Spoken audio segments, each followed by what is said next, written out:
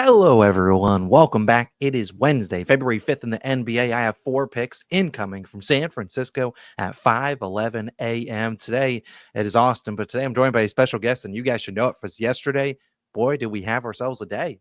Bring out the brooms, a 3-0 sweep. I wish I had a broom somewhere here in San Francisco, but I do not. But they were 3 easy winners. Technically easy. 2 easy. One was a sweat. Ty Jerome, the easiest winner of the day, under 1.5 threes. He didn't attempt a single three-pointer. It doesn't get easier than that. You didn't even have to sweat it out. You got to enjoy that Cavaliers and Celtics game without any drips of sweat. Tyrese Halliburton under 8.5 assists. He had 4 in the first quarter, and it was 6. They got blown out. Austin Reeves is the one that was a little bit sweaty. He ended with, 20 on the dot, had 20 points after the third quarter. Got a little bit lucky there. There was a blowout, but hey, right now, the NBA is a little bit weird. We have the trade deadline approaching. I believe that's tomorrow. So, again, unders are probably going to pay a little bit more than overs right now. But today, I have 1 over, 3 unders, and hopefully we can duplicate the success we had yesterday and go 4-0. If we go 4-0, I might hop back on a plane right back to San Francisco. Honestly, that might be the move. But either way, let's dive into the picks today. My last note before we dive into things is that we just have a recent new partner. It is Betr. If you've heard of them, they're very similar to PrizePicks, Underdog Fantasy, and stuff like that, daily fantasy app. Right now, if you use our code SHOT, SHOT, or the link down below at the top of the description, they'll not only give you this Nikola Jokic free pick, you him to get 1 point or assist. So that's as free as it gets. They'll also give you a $250 entry match, win or lose. Take advantage of that down below. You can use the plays we're about to talk about in just one moment over there, plus that Jokic free pick.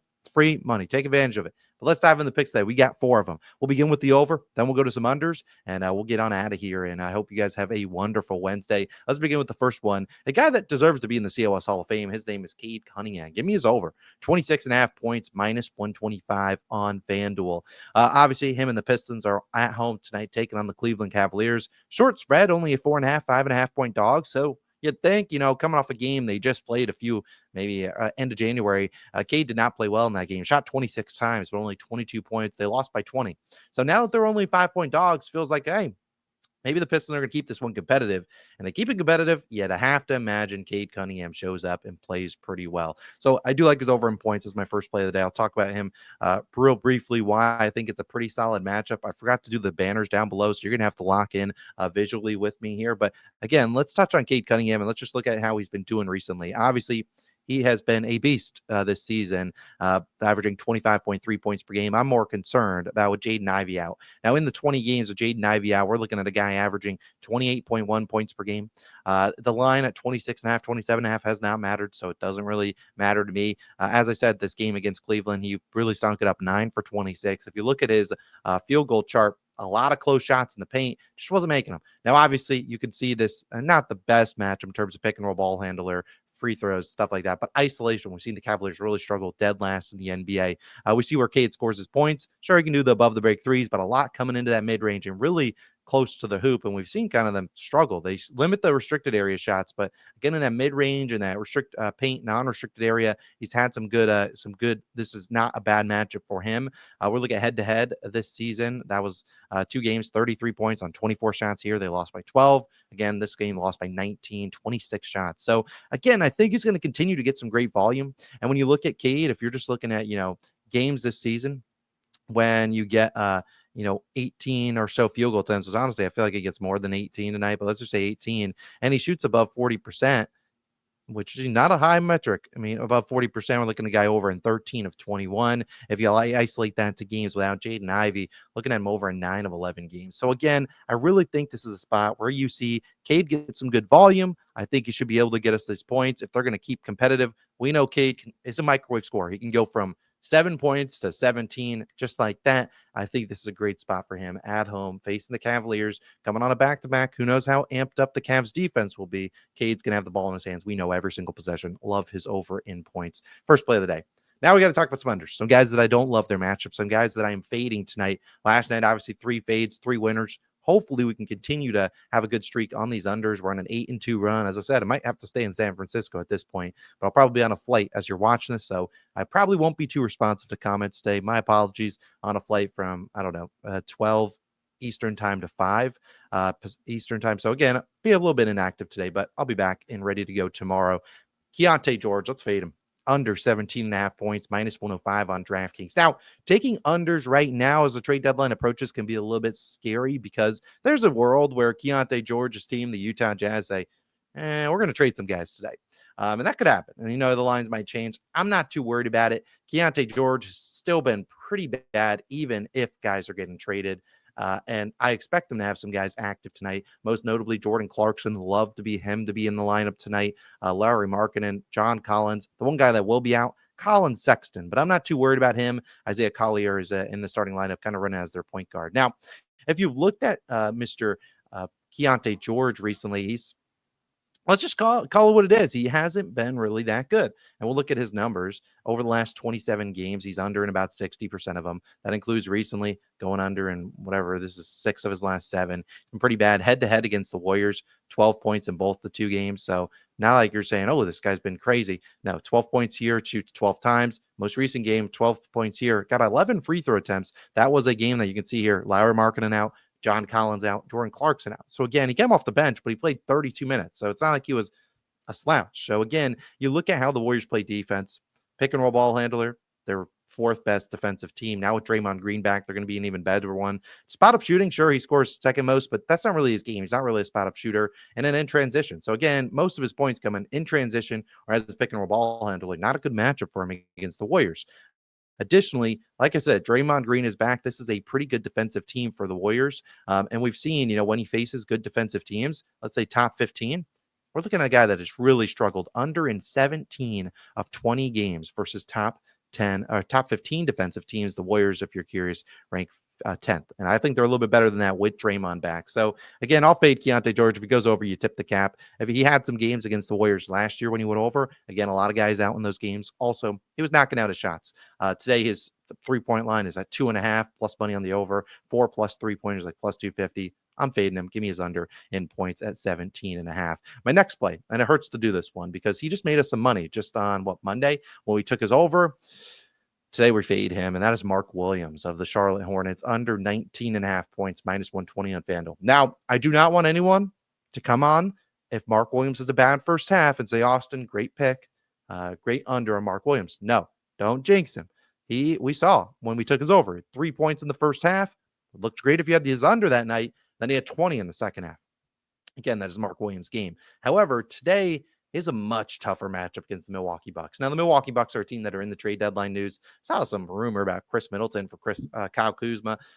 Really hope they don't do that. That's feels like a bird brain move, but it is what it is. Well, go do whatever you want, Bucks.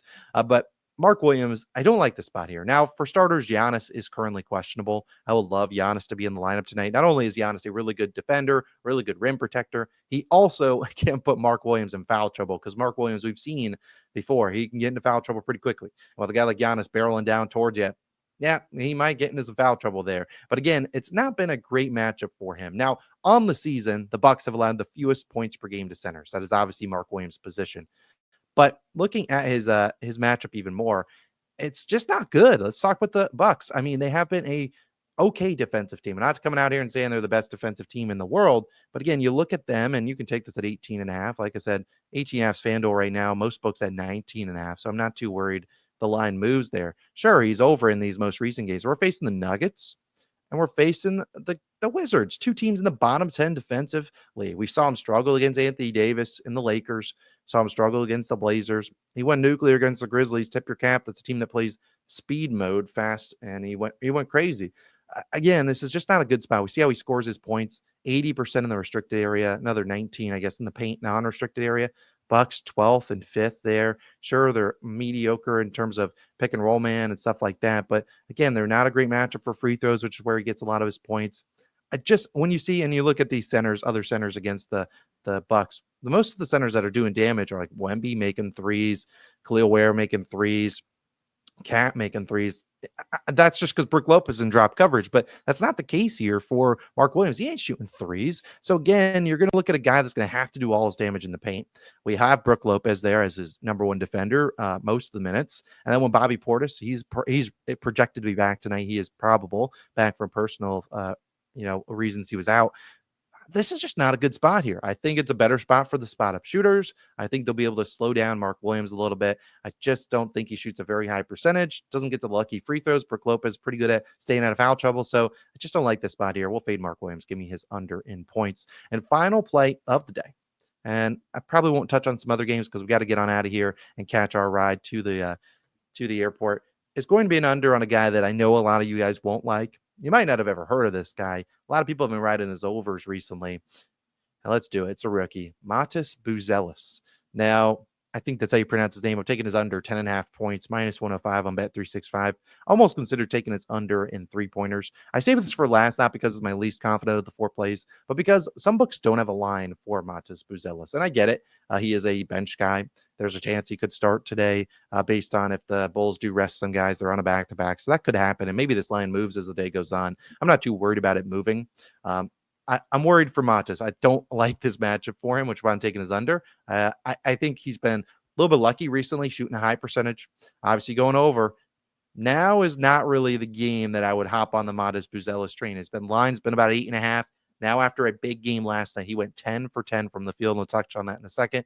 Now I want to fade him. I think it's a great spot to fade him, and I will happily do it here as him and the Bulls play host to the Minnesota. Actually, they're on the road in Minnesota. They're double-digit underdogs. Now, I don't really want this to be a blowout because I could see Matas Buzelis getting some blowout minutes, but I'll fade him here. I don't know if I take it at 9.5, but you do whatever you want with your money. Let's talk about Matas Buzelis here, and we'll get on out of here. Now, obviously, hit rate, you'll be like, Austin, he's under in 23-20, and we're not worried about that. Let's talk about his games most recently, and you could limit this, whatever.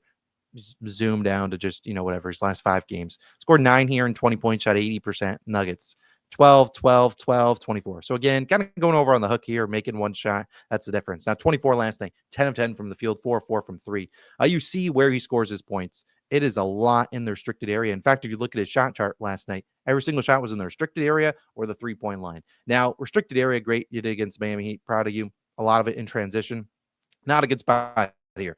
This is a Timberwolves team, top 10 in transition, coming off 2 straight losses. You're going to expect them to be pretty amped up defensively there. Additionally, we know we have Rudy Gobert down there. Good luck. Sure, they'll leave Vucevic open for threes. They don't care. Now, from spot up, that's where he's been making those threes, 4th defensively there. So you can see where I'm coming from. A restricted area, not a good spot. And then spot up shooting, not a good spot here. So sure, they're down and they don't have Zach LaVine and they need guys to score the basketball, but I don't know if Matas Buzelis is the guy in this matchup. Coming off a 10 for 10 game, we have seen historically rookies that have a couple good games, they kind of let the confidence go to their head a little bit, and they're not locked in defensively, offensively, whatever it may be, and they stink up the joint. We saw with Khalil Ware when we tried to back him.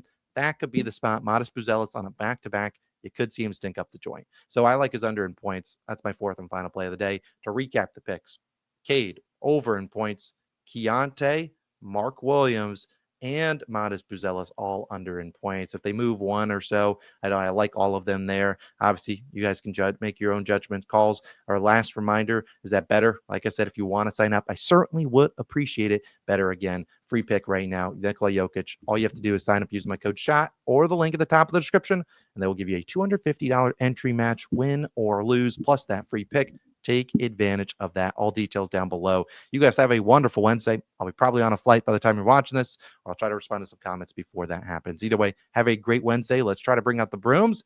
And if we go 4-0 today, I'll be right back on a flight back to San Francisco. Simple as that. Appreciate you guys as always for tuning in. Let's have a wonderful Wednesday. 8-2 run. Let's make that 12-2. And of course, I'll see you guys back on Thursday in my normal spot at home. See you then. Peace.